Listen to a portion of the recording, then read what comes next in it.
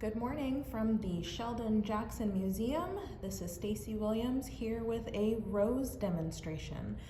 What we have here are a couple of roses made.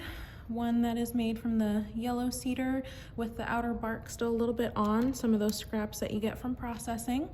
And then here is a little bracelet with a rose and a plated band. So those are a couple ideas of what you can do with this demonstration today. Now, if you don't have cedar bark, that's fine. Grab some ribbon, grab something out of the wrapping box. There are lots of materials you can do this with. So what I'm gonna do is take these two strips. This is about the length that you want for this width. If you don't go as wide, then you're gonna shorten up your pieces, but we'll get to that in a bit. So what I'm gonna do is flip one over so that we can really see the difference between the two pieces. Now we've got the inner yellow bark right here, we've got the outer bark right here, and it makes for a very pretty rose. Now what I have done is I have soaked my cedar, and so it is ready to go. We're going to start by making this fold.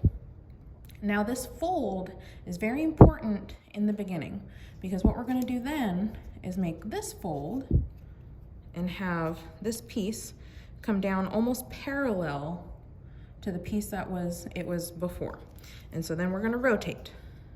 Now we take this piece and fold it behind.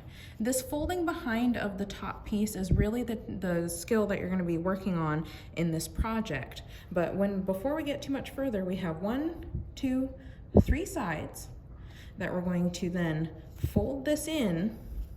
And this can be a little bit difficult with cedar bark depending on how thick it is. But look at that, that is the beginning of our rose or our flower. And so now we're gonna have our two pieces. Now this top piece is gonna always fold behind. Now this one becomes on top. So now this piece folds behind and you're rolling the rose or the flower into itself pretty continuously. So that's the start there. So we're gonna keep going. Rolling behind, making sure to pinch. There we go. Now at the end, you're gonna just find some way to get those last two pieces to join up with the first two ends. So I'm gonna fold mine. A little bit of a rough rose today, but there we go. That is the little rose, and you can tie it off right here, pinch it nice and tight. After it's dry, I'd recommend some green floral tape. Maybe you have some fake greenery that you want to put in with it. But let's do it again. All right, so we've got 2 more pieces. And we're gonna start with the end that tapers into a smaller width so that we can use the bigger ends for the bigger flower petals at the end. So what we're gonna do is make our cross. We're going to fold this behind, rotate, fold this behind, making sure it's parallel. There we go. Now we fold this one behind. Now we have our 1, 2, 3 sides. We're going to roll into it and make the beginning of our flower. So let's continue folding, rolling, folding, rolling, until we get a nice, pretty centerpiece or something for a bouquet, or maybe just something to hang around the house.